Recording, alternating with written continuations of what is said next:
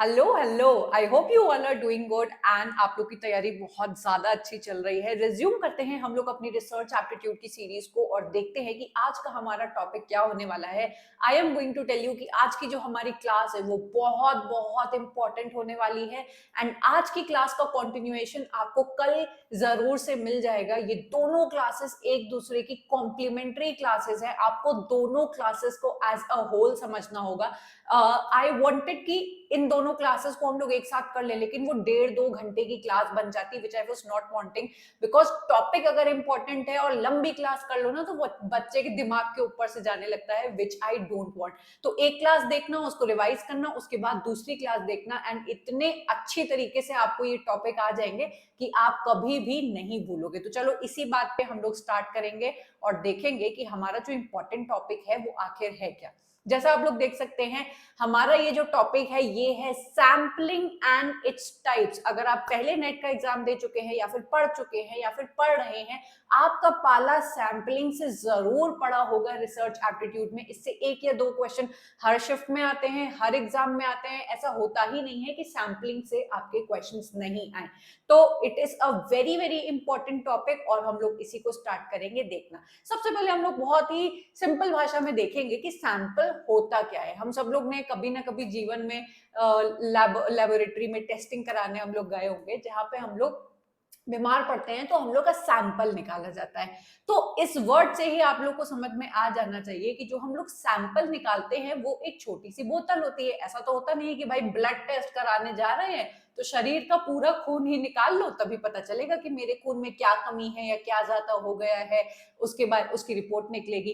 तो सैंपल का मतलब यही होता है कि एक बड़ी पॉपुलेशन में से एक छोटा सब ग्रुप निकालना, एक नमूना निकालना जो रिप्रेजेंट करता है आपकी बाकी की पॉपुलेशन को।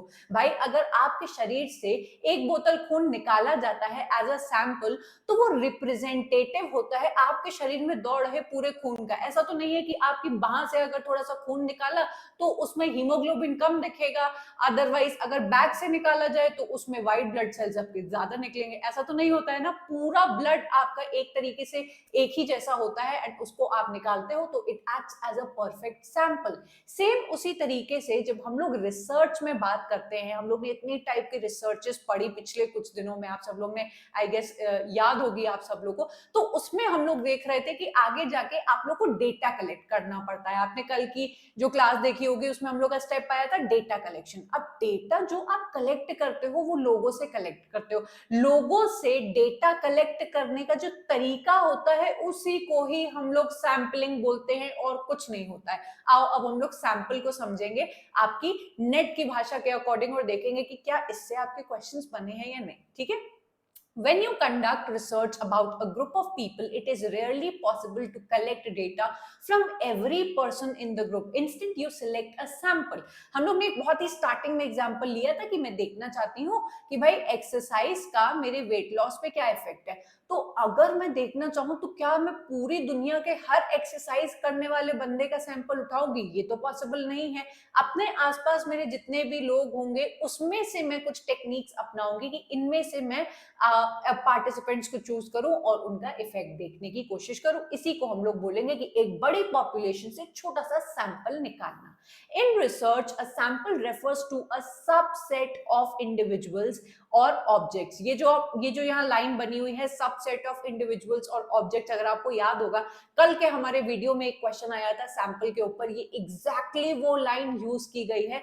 तो ये आपके नेट ने 2 से 3 बार पूछी है, इसको याद कर लेना। ये मेरा कीवर्ड आपका हो गया कि सैंपल क्या होता है, आपकी पॉपुलेशन का एक सबसेट होता है जो आप पॉपुलेशन में से निकालते हो, selected from a larger population. ठीक है। The purpose of sampling is to study and draw conclusions about the entire populations based on the characteristics and behaviors observed within the sample. आपके शरीर से खून निकाला जाता है, वो जो बोतल भर का, वो बोतल भर का ही खून, ये बोतल नहीं बोलेंगे उसको, ट्यूब बोलेंगे, बोतल तो बहुत ज्यादा हो गया। जो ट्यूब भर का आपका खून निकाला जाता है वो रिप्रेजेंट करता है आपके शरीर में दौड़ रहे पूरे खून को, और उसके जो कैरेक्टरिस्टिक्स होते हैं वो सेम होते हैं आपके पूरे शरीर में जो खून है उससे, वो डिफरेंट नहीं होता। होता है। तो ये होता है एक परफेक्ट सैंपल जो रिप्रेजेंट करता है आपकी पूरी पॉपुलेशन को, क्योंकि आप पूरी पॉपुलेशन मतलब पूरे खून को तो निकाल के जज नहीं कर सकते, इसी को हम लोग सैंपलिंग कहते हैं। आई होप आप लोग को समझ में आया होगा। अब हम लोग जब अपनी रिसर्च की भाषा के बारे में बात करें तो आते हैं हम लोग के सैंपलिंग मेथड्स, और सैंपलिंग मेथड्स का हम लोग इस्तेमाल इसीलिए करते हैं ताकि हम लोग अपना रिजल्ट कंक्लूड कर पाए इनके बेसिस पे। तो आपके दो ही टाइप के सैंपलिंग मेथड होते हैं जो प्राइमरी होते हैं, वो होते हैं आपके प्रोबेबिलिटी सैंपलिंग, दूसरा होता है नॉन प्रोबेबिलिटी सैंपलिंग। पहली दो चीजें जो आप लोग को याद रखनी है वो है ये दो नाम, प्रोबेबिलिटी सैंपलिंग एंड आपका नॉन प्रोबेबिलिटी सैंपलिंग। अब आप सोच रहे होंगे कि मैम कितना कुछ लर्न करने के लिए है, क्या इसमें से कुछ हम लोग को पता नहीं लग सकता? तो आपका जो प्रोबेबिलिटी सैंपलिंग होता है वो 4 टाइप के होते हैं, ठीक है, 4 या 5-6 टाइप के होते हैं, काफी सारे नाम आते हैं, वो आगे भी आपको दिखेंगे। देन नॉन प्रोबेबिलिटी सैंपलिंग भी आपके कुछ 4, 5, 6, 7 टाइप के होते हैं। इन दोनों को अलग करने का क्या तरीका होता है? प्रोबेबिलिटी सैंपलिंग का साफ और सीधा मतलब ये होता है जहां पे I will write every individual gets an equal chance to be selected। Probability sampling के अंदर आपके जो पॉपुलेशन होती है वो इतनी सारी पॉपुलेशन है, तो उसमें से जो आप सैंपल निकालते हो वहां पे हर पर्सन की इक्वल बराबरी का चांस होता है कि शायद मैं इस सैंपल में आ जाऊं। वही आपका नॉन प्रोबेबिलिटी सैंपलिंग में आपकी इक्वल चांसेस, यहां पे हम लोग लिखेंगे नो इक्वल चांसेस, ठीक है। वैसे मेरी राइटिंग बहुत अच्छी है, ये पेन टैब में इतनी अच्छी नहीं चलती है, ठीक है। तो ये हो गया आपका डिफरेंस। आपकी प्रोबेबिलिटी सैंपलिंग में एवरी इंडिविजुअल का एक परफेक्ट चांस होता है, बराबर एंड इक्वल चांस होता है सिलेक्ट होने का। दूसरी तरीके से आपका जो नॉन प्रोबेबिलिटी सैंपलिंग है उसमें इक्वल चांसेस नहीं होते हैं। Now to make this thing easier for you, हम लोग आज की क्लास में सिर्फ और सिर्फ प्रोबेबिलिटी सैंपलिंग और उससे रिलेटेड क्वेश्चंस देखेंगे, लेकिन कल की क्लास में हम लोग नॉन प्रोबेबिलिटी सैंपलिंग और दोनों से रिलेटेड और क्वेश्चंस देखेंगे ताकि आप लोग बहुत अच्छी तरीके से समराइज कर पाओ एंड समझ पाओ। प्रोबेबिलिटी सैंपलिंग को जब हम लोग स्टार्ट करेंगे तो थोड़ा सा इसके बारे में जानेंगे। Probability sampling involves random selection. Random का मतलब क्या होता है कि रैंडमली मैंने किसी चीज को उठा लिया, मेरे सामने 50 चीजें पड़ी हैं, मैंने उसमें से 1, 2 एंड तीसरी कोई भी ऐसे रैंडम चीजें मैंने उठा ली, तो वहां पे पड़ी हुई 10 चीजों का इक्वल चांस है कि मैं किसी को भी उठा सकती हूँ। यहाँ पे ना कोई ओपिनियन बेस्ड है, ना कोई बायसेस है, मैं रैंडमली किसी को भी उठा सकती हूँ। तो इसी को प्रोबेबिलिटी सैंपलिंग कहते हैं। और इसी के साथ आपका प्रोबेबिलिटी सैंपलिंग का जो कीवर्ड बनता है, जो की फ्रेज बनता है, वो यही है कि probability sampling means that every member of the population has chance of being selected. ये आप लोग जब नोट्स बनाएंगे तो इसको ऐड कर लेंगे याद से, ठीक है। It is mainly used in quantitative research। quantitative research कौन सी होती है? Scientific research। If you want to produce results that are representative of the whole population, probability sampling techniques are most valid choice। आपका जो probability sampling है जहां पे हर बंदे को एक इक्वल चांस मिलती है सैंपल का पार्ट बनने में, मतलब कि यहाँ भी किसी भी तरीके के हम लोग बायसेस, ओपिनियंस को यूज नहीं कर रहे हैं एंड हर इंसान में से कोई भी सिलेक्ट किया जा सकता है। तो ये क्वांटिटेटिव मेथड हुआ, बहुत he tried and tested and testified आपका मेथड हुआ, एंड ये जो आपकी टाइप होता है ये बहुत ही वैलिड रिजल्ट आपको निकाल के देता है, ठीक है। आगे बढ़ेंगे और हम लोग देखेंगे हमारा पहला type which is simple random sampling. बिल्कुल भी परेशान नहीं होना, कीवर्ड्स आपको पता चल जाएंगे। क्वेश्चंस जब करोगे तो आप लोग को लगेगा कि हाँ यार कीवर्ड्स करने के बाद बड़ा आसान हो गया इन क्वेश्चंस को करना, अदरवाइज ये टॉपिक इतने कठिन है ना कि बच्चों के दिमाग घूम जाते हैं, आप लोग के नहीं घूमेंगे, ठीक है। In simple random sampling every member of the population has equal chance of being selected। भाई हमारे probability sampling के लिए भी मैंने ये सेम फ्रेज बोला और मैं simple random sampling के लिए भी यही फ्रेज यूज करूंगी कि simple random sampling में मेरे सामने 10 चीजें पड़ी हैं, मैं randomly उसमें से 3 या 4 चीजें उठा लूंगी और वो मेरे सैंपल का पार्ट बन जाएगा। मम्मी आप लोग की गोभी बनाती है तो हर गोभी को उठा के नहीं देखी, किसी भी 2-3 गोभी को उठा के ऐसे देख लेंगे कि नमक मिर्चा बराबर है या नहीं, इसी को हम लोग लोग सिंपल रैंडम सैम्पलिंग बोलते हैं। एग्जाम्पल देखो भाई इसका, you want to select a simple random sample of 1000 employees of a social media marketing company. You assign a number to every employee in the company database from 1 to 1000 and use a random number generator to select 100 numbers. अब ये तो थोड़ा बड़ी वो वाली भाषा का हो गया, एंड इसका थोड़ा आसान आपको एग्जांपल देते हैं। हम लोग बचपन में जब हमारा गेम्स पीरियड होता था एंड हम लोग खो खो खेलने जाते थे, तो दो लोगों का टीम बनती थी ना, वहां पे जो दो लोग होते थे जो कैप्टन बनते थे वो रैंडमली आपके उस ग्रुप में से, वैसे तो रैंडमली नहीं, इस टाइम यहाँ पे आपकी नॉन प्रोबेबिलिटी सैम्पलिंग चलती थी कि वो मेरा दोस्त है, वो मेरे ग्रुप में होना चाहिए, लेकिन इफ आई वांट टू से कि चलो सर हम लोग की टीम को डिसाइड करते थे, तो वो रैंडमली किसी को भी कि तुम उधर चले जाओ, तुम इधर चले जाओ, तुम उधर चले जाओ, ऐसे करते थे ना खो खो में। तो ये आपका पहला तरीका हो गया सिंपल रैंडम सैम्पलिंग, जहां पे हर बच्चे की एक बराबर आपकी प्रोबेबिलिटी होती है चूज होने की। ठीक है, आगे बढ़ेंगे और सिंपल रैंडम सैम्पलिंग का एक बहुत ही प्यारा सा डायग्राम है, इसको भी देख लो कि यहाँ पे बहुत सारे आपके एम्प्लॉयज है या वो है, किसी को भी रैंडमली बोल दिया जाएगा कि सुनो तुम उधर चले जाओ, तुम उधर चले जाओ। ठीक है, ये हो गया हमारा सिंपल रैंडम सैम्पलिंग। इसी के तुरंत बाद आता है सिस्टमैटिक सैम्पलिंग। अब देखो रैंडम से हम लोग एक स्टेप आगे निकल जाएंगे, एंड सिस्टमैटिक का मतलब ये होता है कि कोई चीज जो ऑर्डर में है। सिस्टमैटिक से हमारा जब मतलब हुआ कि कोई चीज आपकी ऑर्डर में है, I would write over here कि कोई चीज आपकी ऑर्डर में चल रही है, तो देखो क्या फर्क आ जाता है। Every member of the population is listed with a number. देखो ऊपर भी एक नंबर उसको दिया कि number 1, number 2, number 3, but instead of randomly generating numbers, individuals are chosen at regular interval. यहाँ पे बराबर बराबर चांस दिया जाता है, कैसे, nth नंबर लगा के। ठीक है, कि आपको बोल दिया कि यहाँ पे मेरे 20 खिलाड़ी हैं, जितने भी ऑड नंबर वाले हैं, मतलब कि सेकंड, फोर्थ, सिक्स्थ, एट्थ, वो तुम इस टीम में चले जाओ, एंड जितने भी ऑड नंबर वाले बच रहे हैं, फर्स्ट, थर्ड, फिफ्थ एंड आपका सेवेंथ, तुम उस ग्रुप में चले जाओ। तो आपने देखा कि ये रैंडम सैम्पलिंग से एक स्टेप ऊपर है, जहां पे हर बच्चे को एक एक नंबर मिला है। हम लोग रेगुलर इंटरवल वाले ही बच्चों को इधर उधर बांट रहे हैं। ये आपका फर्क हो जाता है रैंडम सैम्पलिंग और सिस्टमैटिक सैम्पलिंग में। ये आपको याद रखना है कि सिस्टमैटिक सैम्पलिंग में nth नंबर आ जाता है, ये आपका इंटरवल शो करता है, जिससे बराबरी में आपकी क्या होती है कि चेंजेस आ जाते हैं। ठीक है, ये आप लोग ने इंटरवल देख लिया। ओके, आगे बढ़ेंगे और हम लोग सिस्टमैटिक सैम्पलिंग का भी थोड़ा सा चित्र देख लेंगे। आप देखिए यहाँ पे नंबर सेकंड को चूज किया है, नंबर फिफ्थ को चूज किया है, आपके एट्थ को चूज किया है, 11, मतलब जितने every third person, nth number आप कोई भी चूज कर लोगे कि मैं ऑड लोगों को चूज करूंगी, मैं इवन नंबर वालों को चूज करूंगी, ये आप लोग के ऊपर है, एंड उसमें चाहे कोई भी आ जाए, ये आपकी उसकी इक्वल चांस हो जाएगी। ठीक है, इसी के बाद हम लोग आगे बढ़ेंगे और बढ़ जाएंगे एक और स्टेप पे, जो कि है stratified sampling. Now one thing I would like to tell you is कि हम लोग जब स्ट्रैटिफाइड और क्लस्टर सैम्पलिंग के बारे में बात करते हैं, तो बच्चों को कई इसमें मतलब थोड़ा सा ये अलग लगता है। क्यों? क्योंकि अभी तक तो हम लोग एक एक इंडिविजुअल के बारे में बात कर रहे थे। स्ट्रैटिफाइड और क्लस्टर सैम्पलिंग में ना गुच्छा गुच्छा आपका बनता है। कैसे? चलो देखते हैं। स्ट्रैटिफाइड से ही आपको एक वो निकालना है, कीवर्ड निकालना है, यहाँ पे आपका स्ट्रैटा बनता है।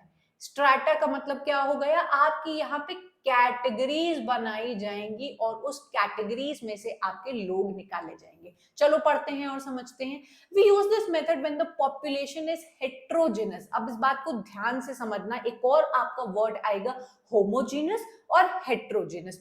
होमोजीनस का मतलब होता है कि सपोज आपकी क्लास में सारे बच्चे आपके जो मिक्स है। जब भी हम लोग मिक्सचर के बारे में बात करेंगे, I will write over here, homogeneous आपका मिक्सचर होता है। ठीक है, ये किसी एक वेरिएंट के अकॉर्डिंग अलग अलग नहीं किया जा सकता है। आपका हेट्रोजेनस जो होता है, जो स्ट्रैटिफाइड सैम्पलिंग का कीवर्ड भी है, यहाँ पे आप वेरिएंट के अकॉर्डिंग अपनी पूरी ग्रुपिंग को कैटेगराइज करते हो। ठीक है, आप एक वेरिएंट ले लोगे कि मैं एक पहले नंबर वाले ग्रुप में डालूंगी उन बच्चों को जो इंटेलिजेंट बच्चे हैं, दूसरे ग्रुप वाले बच्चे में हम उनको डालेंगे जिनके एवरेज, जो मतलब क्या कहते हैं बिलो एवरेज है या फिर एवरेज है या जो बिल्कुल ही फेल आते हैं। तो यहाँ पे मैं क्या कर रही हूँ, इस पूरे 100 पॉपुलेशन या 50 बच्चों के ग्रुप में से मैंने स्ट्रैटा बना ली, कैटेगरी बना ली, तो इसको हेट्रोजेनस हम लोग बोलते हैं। ठीक है, We use this method when the population is heterogeneous.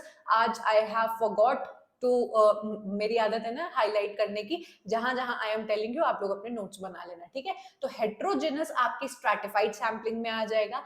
In this sampling we divide the population into subgroups called strata based on the relevant characteristics, example gender, identity, age, range, आपकी income bracket, job role etcetera. मतलब कुछ भी आप लोग यहाँ पे categories बना सकते हो। यहाँ पे आप अपनी कैटेगरीज अपने अकॉर्डिंग चूज करते हो, आपको बनी बनाई कैटेगरीज नहीं मिलती है। जैसे कि मुझे मन है कि मैं अपने ऑफिस के एम्प्लॉयज को कुछ स्ट्रैटाज में डिवाइड करूं, तो मैं क्या करूंगी कि जो मेरे जितने एम्प्लॉयज हैं जो 60 साल से ऊपर है वो एक स्ट्रैटा में आ जाए। दूसरी बात, जो मेरे थोड़े से आपके 50 से नीचे हैं वो एक पर्टिकुलर स्ट्रैटा में आ जाए। फिर जो 25 साल के हैं वो आ जाए, 25 साल के जो मेरे नीचे हैं वो आ जाए। तो मैं यहाँ पे क्या करूंगी, मेरे 4 टाइप के स्ट्रैटास बन जाएंगे, ग्रुप बन जाएंगे। अब कल को मेरा मन किया, मैं क्या करूंगी कि एक ग्रुप में वो सारे आ जाओ जिनकी सैलरी बहुत ज्यादा है, एक ग्रुप में वो वाले सारे आ जाओ जिनकी सैलरी उनसे थोड़ी सी कम है, देन तीसरे में और कम वाली, एंड चौथे में फ्रेशर्स बिल्कुल आ जाओ। तो स्ट्रैटिफिकेशन, आपकी जो स्ट्रैटिफाइड सैम्पलिंग में सबसे पहली चीज आपको जो याद रखनी है कि आपकी जो पॉपुलेशन होती है वो हेट्रोजेनस होती है, मतलब कि किसी ना किसी वेरिएंट के अकॉर्डिंग आपकी बटी हुई होती है। स्ट्रैटिफाइड सैम्पलिंग में आप लोग ग्रुप बनाते हो, स्ट्रैटास बनाते हो, एंड देन ग्रुपिंग जो होती है वो आपके अकॉर्डिंग आपने चूज की होती है। मतलब यहाँ पे आपकी ग्रुप को चॉइस मिला होता है। ये मैंने 4 टाइप के स्ट्रैटास बना ली, इसमें से मैं 1 2 3 4 सैंपल अपने निकाल लूंगी, एंड ये बन जाएगा मेरा प्रोबेबिलिटी सैम्पलिंग। अब इसी के ही जैसा होता है आपका क्लस्टर सैम्पलिंग। जिस तरीके से वहां पे एक गुच्छा बनाया जाता है, क्लस्टर का ही मतलब होता है आपका गुच्छा बनाना। वहां पे स्ट्रैटा, स्ट्रैटा का मतलब कैटेगरीज, यहाँ पे क्लस्टर का ही मतलब होता है कि आपने एक गुच्छा अपना बना लिया। एंड ये जो आपका गुच्छा बना होता है, क्लस्टर बना होता है, ये ऑलरेडी प्री डिटरमाइंड होता है, ऑलरेडी इंटैक्ट होता है। 2 कीवर्ड्स जो आपको यहाँ पे याद रखने हैं कि ये वाली जो पॉपुलेशन सैंपल होती है वो प्री डिटरमाइंड होती है प्लस आपकी इंटैक्ट होती है। आपको ये गुच्छा अपनी चॉइस के अकॉर्डिंग नहीं बनाना पड़ता, ये ऑलरेडी बना बनाया होता है एंड उसमें से आपको निकालना पड़ता है। ठीक है, इतनी बात सबको क्लियर हो गई होगी। एग्जाम्पल यहाँ पे दिया हुआ है, the company has offices in 10 cities। आपकी एक वो बहुत बड़ी कंपनी है, उसकी ब्रांचेस है आपकी 10 cities के अंदर across the country। You don't have the capacity to travel to every office to collect the data। अब हर जगह 10 सिटी में तो नहीं जा सकते, तो आप क्या करोगे, रैंडमली सिलेक्ट कर लोगे 3 ऑफिसेस को। आपने 3 बंदों को सिलेक्ट नहीं किया, 3 ऑफिसेस को सिलेक्ट किया जो अपने आप में ही एक क्लस्टर है, और उसमें से आप क्या करेंगे, अपनी सैंपलिंग कर लेंगे। ठीक है, क्लियर है आई गेस सारे बच्चों को ये सारी चीजें। एक बार फिर से आप लोग पढ़ोगे तो आप लोग को आ जाएगा। क्लस्टर आप देख पा रहे हो यहाँ पे क्या बना हुआ है, पूरा पूरा गुच्छा बना हुआ है। स्ट्रैटिफाइड में आपको गुच्छा बनाना पड़ रहा था, आपकी पूरी पॉपुलेशन मिक्स पड़ी थी, उसमें से आपको स्ट्रैटास निकालने पड़े। आपके क्लस्टर में ऑलरेडी आपके गुच्छे बने हुए होते हैं, बस इसमें से आप क्या करते हो, सैंपल पिक कर लेते हो कि रैंडमली ये वाला सैंपल, ये वाला सैंपल। ठीक है, क्लियर है सारे बच्चों को, ये आप लोग ने देख लिया। ठीक है, ओके एक और चीज जो आपको ध्यान देनी है स्ट्रैटिफाइड और क्लस्टर सैंपलिंग में, जैसा कि हम लोग ने कहा कि स्ट्रैटिफाइड में आप लोग अपनी चॉइस के अकॉर्डिंग आप लोग कैटेगरीज चूज करते हो। तो देख पा रहे हो कि ग्रीन वालों को मैंने एक साथ रख दिया, देन मैंने आपके ब्रिक रेड वाले कलर को एक साथ रखा, येलो वालों को एक साथ रखा। कहने का मतलब आपकी स्ट्रैटिफाइड सैंपलिंग में जो कैटेगरीज या स्ट्रैटा बने होते हैं वो चॉइस बेस्ड बने होते हैं। लेकिन यहाँ पे क्लस्टर सैंपलिंग में देखो, 1 2 ग्रीन बंदे हैं, एक येलो है, एक पर्पल है, गुच्छे अपने आप ही आपके बने हुए होते हैं। ठीक है, क्लियर है सारे बच्चों को। ये आप लोग थोड़ा सा बाद में चाहो तो पढ़ सकते हो, इसका आप स्क्रीनशॉट ले सकते हो। ठीक है, इतना ये इंपॉर्टेंट नहीं है, जितना बता दिया वो इंपॉर्टेंट है। ठीक है, समराइज हम लोग करेंगे एक बार और देखेंगे सिंपल रैंडम सैंपलिंग में हम लोग ने क्या देखा कि यहाँ पे आप अपने रैंडमली आप किसी को भी सिलेक्ट कर लोगे, कोई ऐसा स्पेसिफिक नंबर नहीं है, तुम आ जाओ तुम आ जाओ तुम आ जाओ। वही हम लोग जब आपके दूसरे सिस्टमैटिक में आते हैं तो यहाँ पे आपका nth नंबर लग जाता है। आप लोग एक सिस्टम में लोगों को निकालते हो कि भाई दूसरा नंबर आ जाए, चौथा नंबर आ जाए, छठा नंबर आ जाए, 8वां नंबर आ जाए, या फिर पहला आ जाए, तीसरा आ जाए, 5वां आ जाए, 7वां। तो आप एक प्रॉपर सिस्टम लगा देते हो, उसके अकॉर्डिंग निकालते हो। वहीं पे आपका जो स्ट्रैटिफाइड सैम्पलिंग होता है बेटा, वहां पे आप लोग स्ट्रैटा बनाते हो, मतलब कि हम लोग कुछ ग्रुप्स बनाते हैं, उसमें से सैंपल पिक करते हैं। क्लस्टर में आप देख पा रहे हो ऑलरेडी गुच्छा बना हुआ है, उसमें से कोई भी रैंडमली आपने सिलेक्ट कर लिया। ठीक है, क्लियर सारे बच्चों को? तो आपको कीवर्ड सारे याद होने चाहिए। ठीक है, सिंपल रैंडम सैंपलिंग का हम लोग ने देखा था कि every person has equal chance. I will write over here ताकि आप लोग नोट्स बनाओ तो आप लोग को आसानी हो। ठीक है, इक्वल चांस होती है यहाँ पे। सिस्टमैटिक सैम्पलिंग में आपका कीवर्ड है nth होता है, आपके रेगुलर इंटरवल्स में जो होते हैं वो आपका बन जाता है।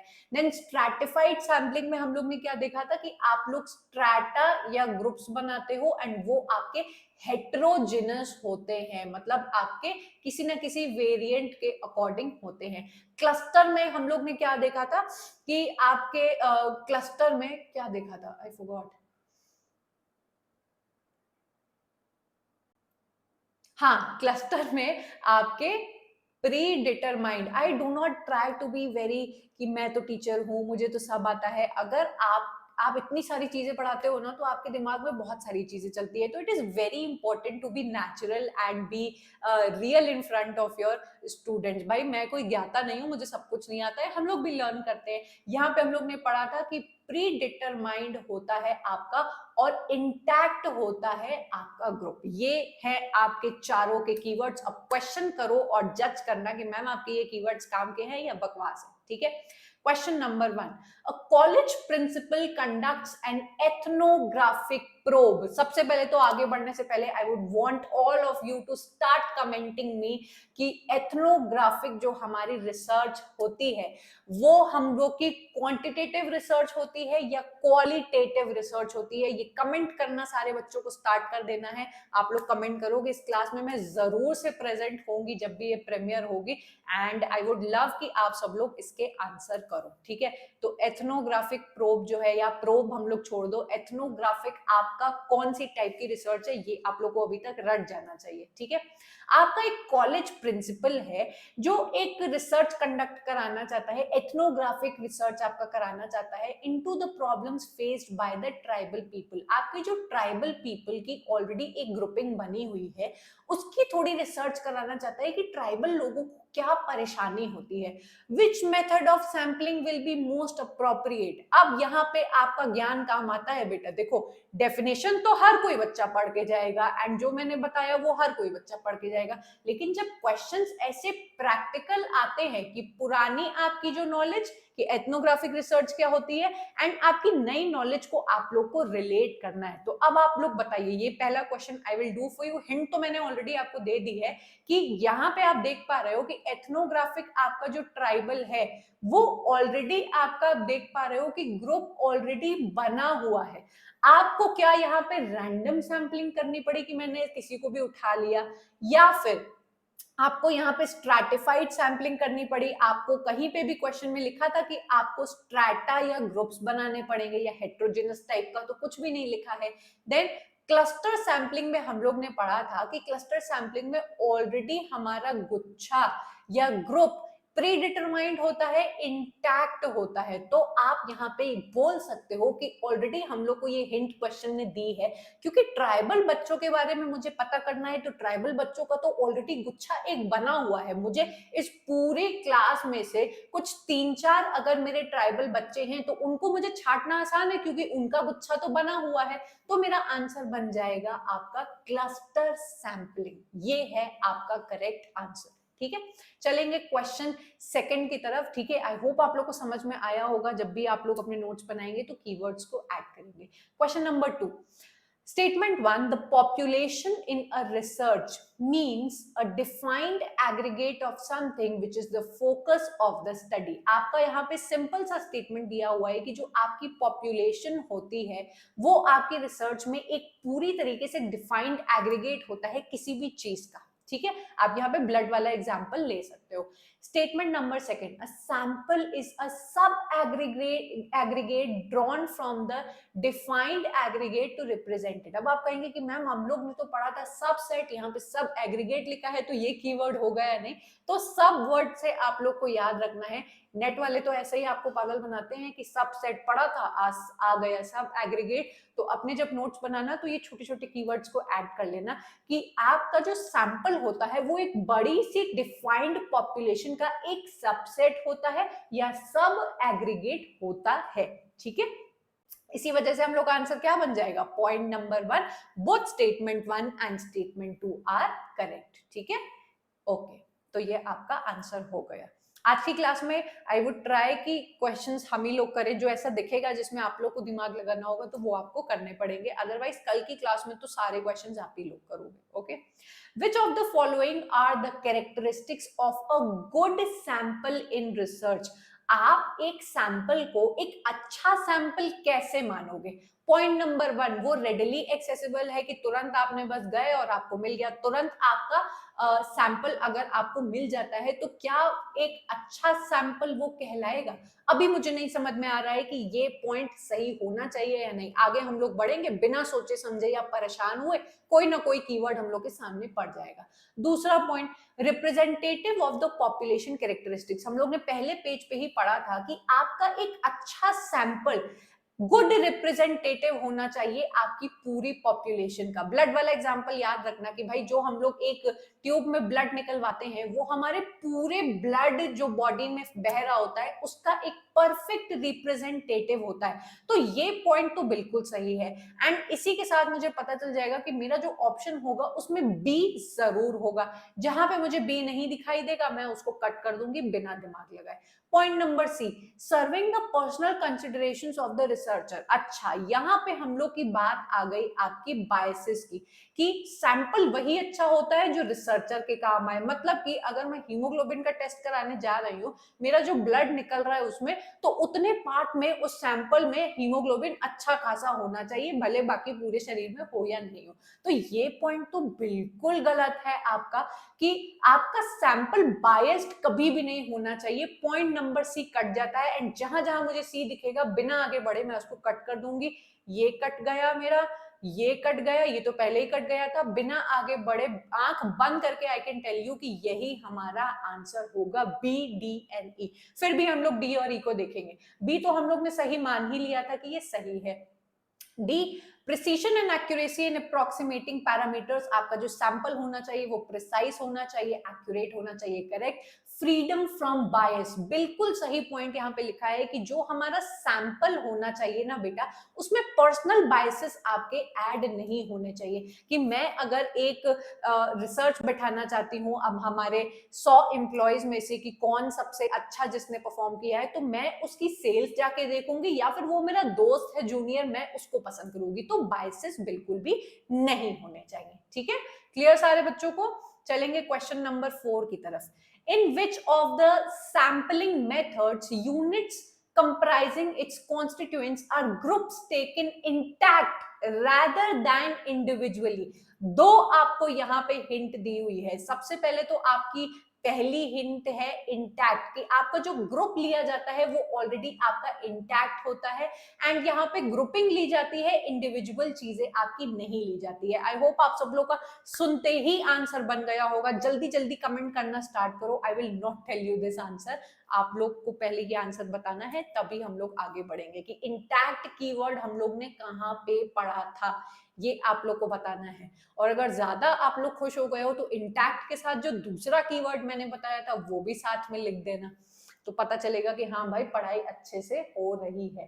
तो आई होप आप सब लोग ने लिख लिया होगा। I would like to wait for a bit, ताकि जितने भी बच्चे देख रहे हो उसको जरूर से लिखना स्टार्ट करें, ठीक है। ये हो गया हमारा क्लस्टर सैंपलिंग। हम लोग ने यहाँ पे पढ़ा था कि आपकी जो सैंपलिंग होती है वो इंटैक्ट होती है, वो आपकी प्री डिटरमाइंड होती है, ठीक है। आगे बढ़ेंगे, क्वेश्चन नंबर 5 देखेंगे।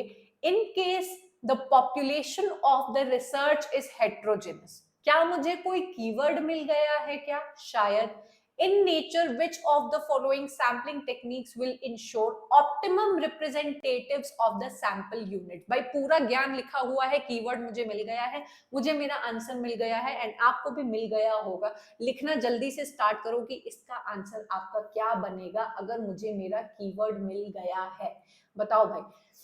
हेट्रोजेनस इन नेचर एंड जहां पे सैम्पलिंग की जो टेक्निक है वो आपकी ऑप्टिमम रिप्रेजेंटेशन शो कर रही है आपकी यूनिट्स में। तो आई होप सारे बच्चों ने सही आंसर दिया होगा। इसका आंसर है हमारा स्ट्रैटिफाइड रैंडम सैम्पलिंग। ठीक है, तो इसी के साथ हम लोग का ये वीडियो खत्म होता है। आज का वीडियो खत्म नहीं होगा, कंटिन्यूएशन होगा। इसका नेक्स्ट वीडियो जो आप लोग को दोनों को मिला जुला के लिखना पढ़ना है, probability and non probability sampling. एक पार्ट हम लोग को समझ में आ गया, मैं आज कॉन्फिडेंट हो गई हूँ एंड मुझे इतना पक्का पता है कि कल की नॉन प्रोबेबिलिटी सैम्पलिंग भी जब हम लोग पढ़ेंगे तो हम लोग को तुरंत समझ में आ जाएगा। वीडियो आपको अच्छा लगा हो, मेरा पढ़ाने का तरीका अच्छा लग रहा हो तो भाई लाइक करते हुए जाना एंड आप लोग अपने व्यूज भी लिख सकते हो। जो बच्चे लिखते हैं and they write their heart out, जो वो फील करते हैं, for which I am very very thankful to those students, then आप लोग शेयर कर सकते हो मेरी इस क्लासेस को जहां से भी आप जुड़े हुए हो, या फिर आपको अच्छा लगता हो कि नहीं मेरे इस टाइप की क्लासेस को और बच्चों को भी पढ़ना चाहिए। And apart from that you can always subscribe to my channel, you can also join my Telegram group जिसके अंदर हम लोग इंटरेक्शन करते हैं, बच्चे अपने डाउट्स पूछते हैं एंड डाउट्स के जरिए हम लोग एक बहुत अच्छा डिस्कशन बैठाते हैं। ठीक है, तो आप लोग ये सारी चीजें कर सकते हैं। इसी के साथ हम लोग वीडियो को एंड करेंगे, मिलेंगे कल इसी के वीडियो के कंटिन्यूएशन के साथ। तो वेट करते रहना and do stay tuned. Bye.